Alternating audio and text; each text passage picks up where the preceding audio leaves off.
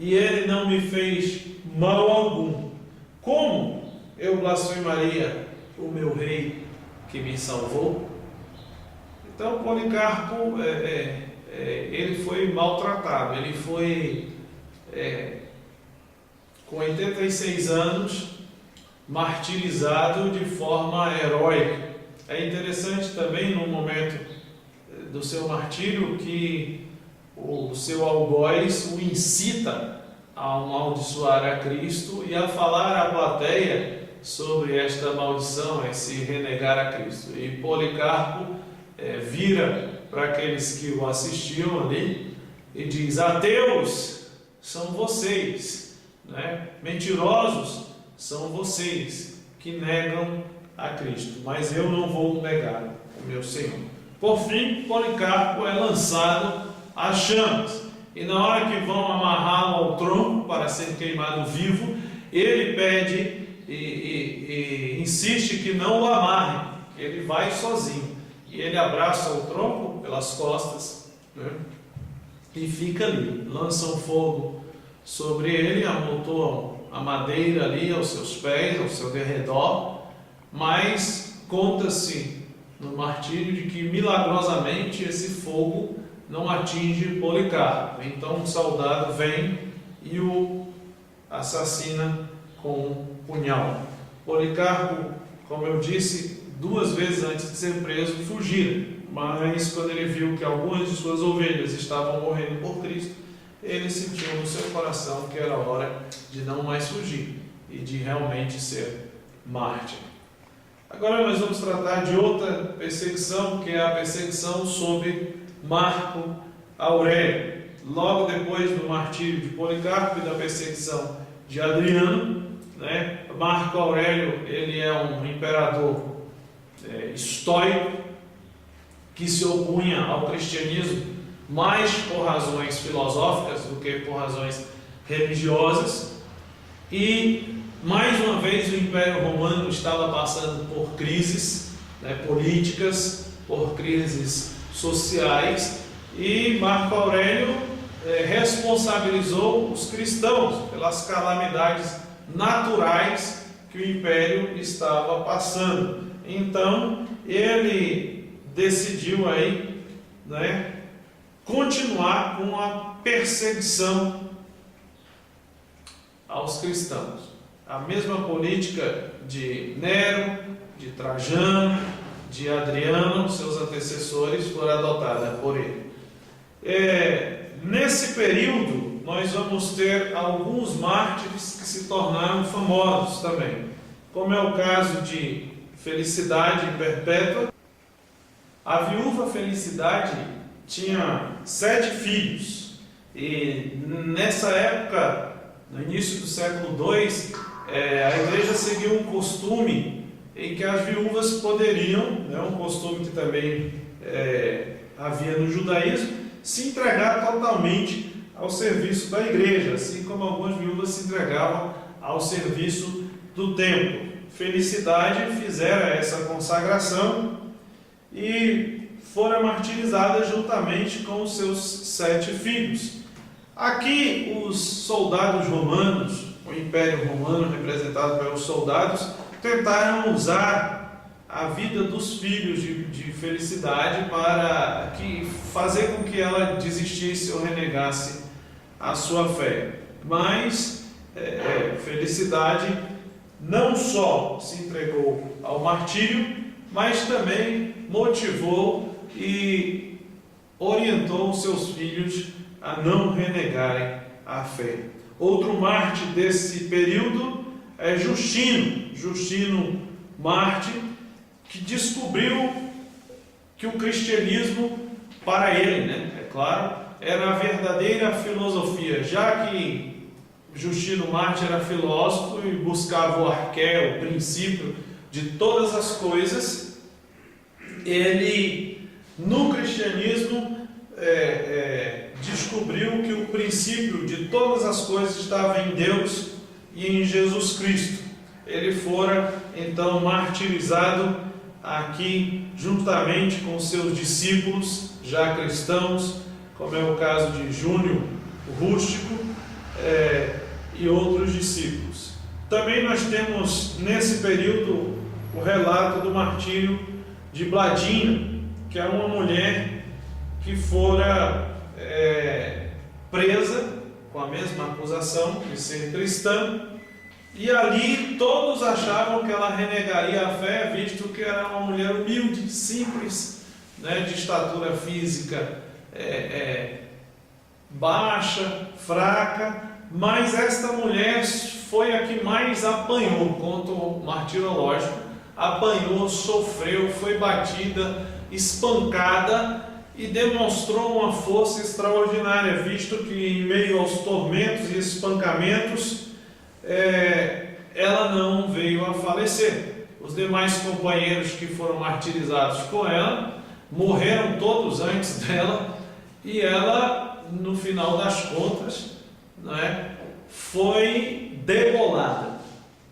Mandaram degolar, porque desistiram de matar Bladina aos socos e pancadas e aos cortes, resolveram degolar. Então, até o fim do século II, nós temos aí esses relatos desses mártires que são heróis da fé. Marco Aurélio morrera no ano de 180, lhe sucedeu o imperador Cômodo, que governou junto com Marco Aurélio durante 8 anos. Marco Aurélio morreu em 180, Cômodo começou a governar com ele em 172, e Cômodo enfrentou um período de guerra civil, e no princípio do seu governo, por conta dessa guerra civil, os cristãos passaram por mais um período de paz, mais um período onde eles puderam se reconstituir, se renovar, ter mais força e também evangelizar. Em resumo aqui, a situação dos cristãos ao longo desses 2 primeiros séculos de cristianismo, ela foi marcada por perseguições, ela foi de certa forma precária, porque em nenhum momento esses cristãos tiveram liberdade, nem no momento em que a perseguição se deu apenas no âmbito religioso, e muito menos nesse segundo momento em que o império, ou seja, a perseguição política, começou a acontecer. Mas nem por isso o cristianismo ficou parado. O cristianismo cresceu mesmo em meio a estas perseguições. E como eu disse antes, haviam várias acusações contra os cristãos. E os pais que se levantaram, chamados pais da igreja, que se levantaram nesses 2 primeiros séculos, eles eram pais que defendiam a igreja mais com um cunho ministerial, pastoral, eram regras de fé, de oração. Agora, no início do século II, por conta destas acusações, vão se levantar os pais não mais apostólicos, não mais com um discurso ministerial, de pastoral, de cuidado pastoral, mas sim com um discurso apologético, em defesa da fé. Então é aqui que nós vamos ver se levantando os pais apologistas. Esses vão trazer agora escritos e defesas em relação à fé e à doutrina, não mais no cunho pastoral, mas sim num cunho ou com um cunho doutrinário. Dentre esses pais, nós vamos ter aí os mais importantes, Nós temos aí Quadrato, como o mais antigo, em sua carta, em seu discurso a Diogneto, provavelmente dele, ainda não temos prova, mas independente disso, ele é um apologeta.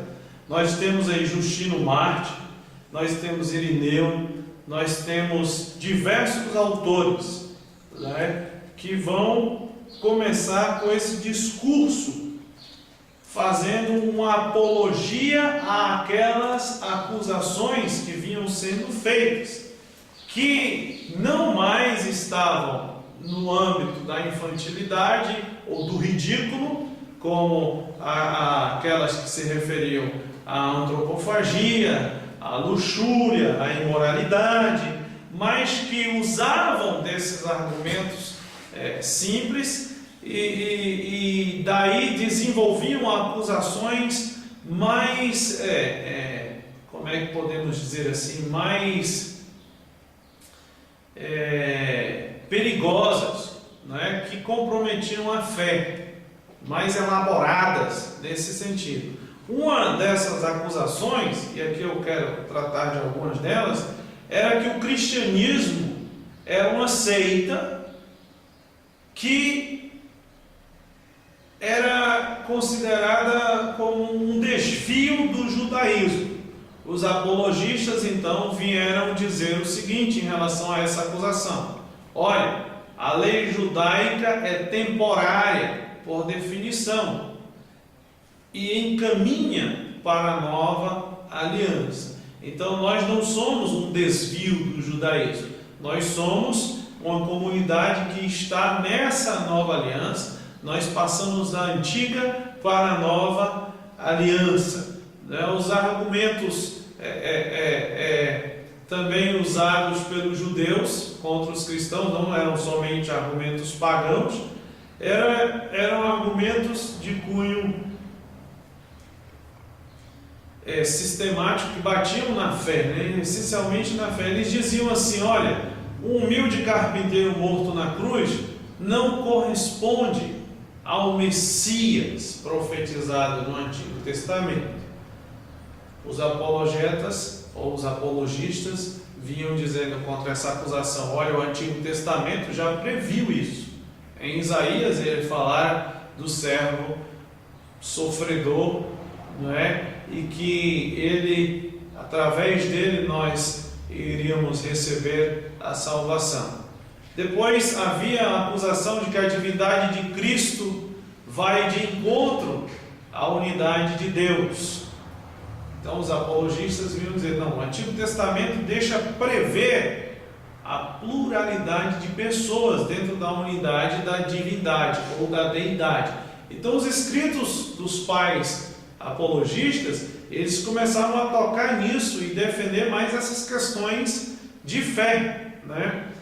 Ainda havia os argumentos pagãos contra o cristianismo, né? Os pagãos diziam que a doutrina da ressurreição é absurda, e os pais apologistas vão dizer: não, os evangelhos vão mencionar testemunhos oculares da ressurreição.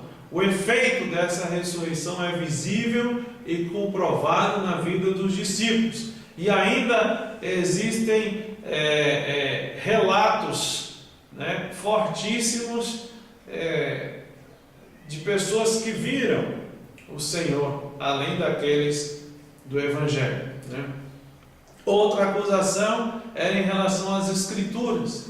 Os pagãos diziam que as Escrituras traziam dentro de si diversas contradições, né? Então os apologistas vinham explicando: não há contradições, na verdade há uma harmonia dentro da Escritura. O cristianismo é uma novidade, diziam os pagãos, uma novidade que não traz consigo nada de bom. E os apologistas vão dizer nos seus escritos: não, o cristianismo foi preparado desde toda a eternidade, né? Desde o Antigo Testamento, e é a bondade e a boa nova de Deus trazida para nós nessas comunidades cristãs. Depois vinham aqueles outros comentários, aquelas outras acusações que eu já mencionei antes, né? São canibais, são ateus, eles destroem a sociedade. E aí os pais apologistas vão dizer: não, nós não somos canibais, mas participamos da comunhão do corpo e do sangue de Cristo de forma espiritual e recebemos os efeitos da sua morte, os efeitos do seu corpo e do seu sangue rasgado na cruz. Nós não somos subversivos nem andamos contra o governo, pelo contrário, nós obedecemos todas as leis, desde que não violem a nossa consciência nem violem o Evangelho. E assim eles iam defendendo e criando, uma sistematização da doutrina. É daí que vão sair os grandes manuais, ou os primeiros manuais de teologia sistemática da igreja, não com esse nome, mas daí nós vamos ter estruturada toda a teologia sistemática da igreja. Os pais capadócios, depois João Crisóstomo e tantos outros vão trazer aí para nós uma sistematização da doutrina. Isso nós vamos ver a partir do momento que estudarmos os concílios, os grandes concílios da igreja e as heresias, que esses concílios vieram a derrubar. Por falar em heresia, os cristãos, nesse momento da história, já começavam a enfrentar também de forma mais sistematizada, não na sua forma mais crua, mas já mais sistematizada, algumas heresias. E a primeira delas, que ameaçou o cristianismo de forma muito forte, foi o gnosticismo. Porque o gnosticismo, ele começa fora do cristianismo, não tem nada a ver com o cristianismo, e depois há dentro do cristianismo um gnosticismo que vão denominar de gnosticismo cristão, que mais tarde vai influenciar o docetismo, por conta das ideias gnósticas que ele traz. Ideias tais como a matéria é ruim, a divindade criou a matéria e a matéria que foi criada na verdade é um aborto. Para que se conserte esse aborto, é necessário que o homem tenha a iluminação ou a gnosis. E isso entrou no cristianismo de forma muito forte. E o gnosticismo foi combatido já nos seus primórdios, nos escritos de Paulo, nos escritos de João, mas aqui no século II ele estava mais forte e ele ameaçava muito com as suas ideias, porque ele pervertia, entrava no cristianismo e pervertia o cristianismo. Uma das ideias interessantes é esta da iluminação. O gnóstico cristão dizia que Jesus era um enviado de Deus que trouxe a gnose e que os seus apóstolos, eles tinham aí o segredo, essa gnose, e por conseguinte deviam passar este conhecimento para aqueles que se achegavam à fé cristã. Mas a igreja depois, com a sua resposta à gnose, com a sua resposta a essas heresias, ela vai dizer não, que não há nenhum segredo, que não há nenhuma gnose no sentido gnóstico da coisa, mas a única gnose que nós temos é a gnose salvífica, é o conhecimento de Jesus Cristo. A igreja também é ameaçada por um bispo, chamado Marcião. Ele é bispo de uma cidade chamada Sinop, e ele, com as suas ideias heréticas e também gnósticas, podemos considerá-lo gnóstico também em algumas de suas ideias, principalmente quando ele formula um novo cânon, onde ele adota somente o Evangelho de Lucas e não o Evangelho todo, algumas cartas de Paulo, não todas. Ele demonstra ser um gnóstico, porque parece que ele não aceita a encarnação de Jesus. Ele começa o Evangelho dizendo que Jesus apareceu, ele não se encarnou. Então Marcião, ele cria um cânon, despreza todo o Antigo Testamento e cria um cânon das Escrituras novo. Ele mesmo fez esse cânon, dizendo que o Deus do Novo Testamento não é o Deus do Antigo, o Deus de Jesus Cristo não é aquele Deus cruel que mata, que vai para a guerra, que aquele Deus lá é outro. Então ele despreza o Antigo Testamento. Então, diante dessas heresias, diante dessas acusações, os pais da igreja e a própria igreja, na sua apologia, na sua defesa, ela vai reagir. Então a igreja vai fazer o quê? Vai agora ditar quais são os livros, né, quais são as escrituras que a igreja pode usar. Então vai formular o seu cânon.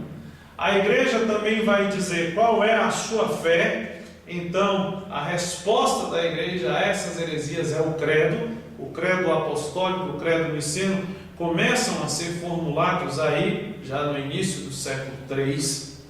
Depois a igreja vai dizer, olha, para que tenhamos uma comunidade verídica, uma comunidade verdadeira, nós precisamos de uma sucessão apostólica. Então são 3 respostas às heresias aí principais, né? O cânon, os credos que começam a ser formulados e a chamada sucessão apostólica. O que é essa sucessão apostólica?